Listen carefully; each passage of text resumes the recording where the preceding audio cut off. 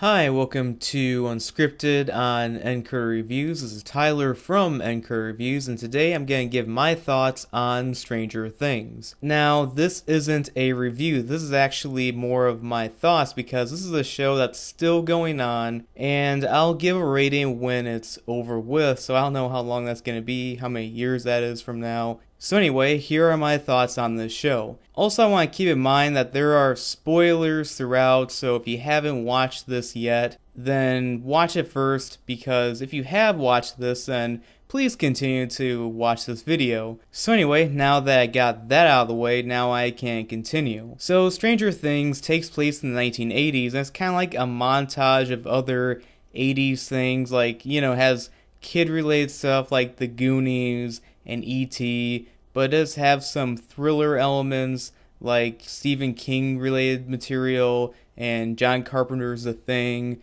You get the idea very much. I mean, it's kind of 80s, but it's not like the 80s are in your face kind of thing. It's very subtle in its own way, which I really liked. Now, the plot of the show is about these group of kids discover that one of their friends has gone missing, and a concerned mother of one of these boys, played by Winona Ryder, goes to a police chief, played by David Harbour, and he's kind of like, I don't know, maybe he's kind of missing, maybe he just got lost or whatever. But then later, the plot thickens when we see this little girl, her name is 11, played by Millie Bobby Brown, and no relation to Bobby Brown. She interacts with these kids, and they help to find this lost boy, and other subplots happen, and they do intercept. I would say that the best thing about this show, besides how thrilling it is, and how it does set up a good tone and atmosphere, is the fact of these kids.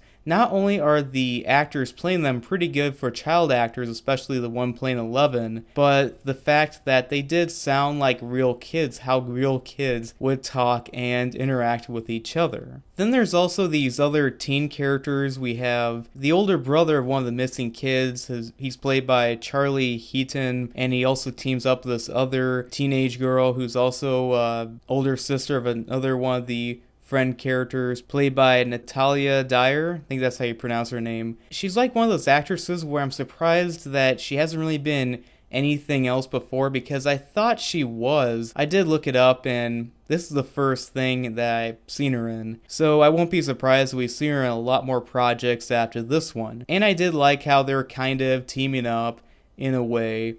But also there's this other jock character who's like a boyfriend of Natalia's character, played by Joe Keery. And at first you think, okay, this is going to be the typical stereotypical douchebag boyfriend jock dude. But later in the show, as it progresses, I do like how they do take the high road by making him, maybe he's kind of subjective to peer pressure, and he definitely gets his redemption later on and try to fight this monster character, which, by the way, the monster was really cool. I love the design of it, and it did look pretty realistic. It wasn't like some of the best CG, because it's just a, Netflix streaming show. It's not like a movie. But yeah, they did a very good job. I liked how they kept it in very low lighting throughout most.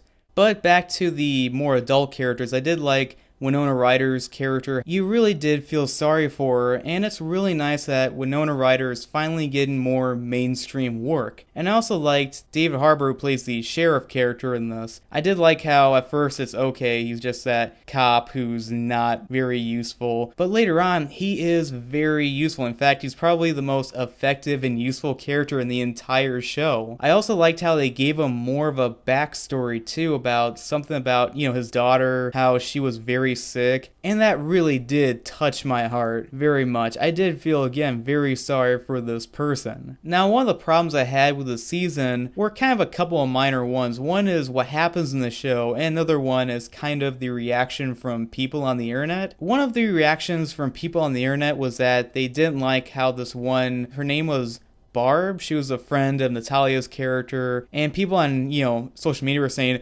"Justice for Barb." I think it's really pathetic when people are more riled up about some fictional character getting killed off in a show than people getting killed in real life. And then the other problem I had was the ending. Now, the thing is that I think I already said that this is a spoiler kind of discussion, but anyway, the ending I felt like was kind of mixed about because it was kind of sad, but at the same time, when Eleven sacrifices herself to kill that monster thing, the way that they died was just really dumb. I mean, they kind of go into like this confetti thing. It reminded me of the climax from X-Men The Last Stand. And again, why was it this confetti looking effect? It looked dumb. It did look very, very, very dumb. In fact, the effects don't look much better than the effects that they had in X-Men The Last Stand. But other than that, I would recommend watching Stranger Things. I'm really looking forward to what the Duffer Brothers are going to do for the next season. But yeah, watch Stranger Things. It is very good. It's only 8 episodes. Very, very entertaining. And this is the other show I've watched on Netflix besides the Making of a Murderer one, which I highly recommend that one. So anyway, thanks for watching. I really hope you enjoyed this video. Please like and subscribe.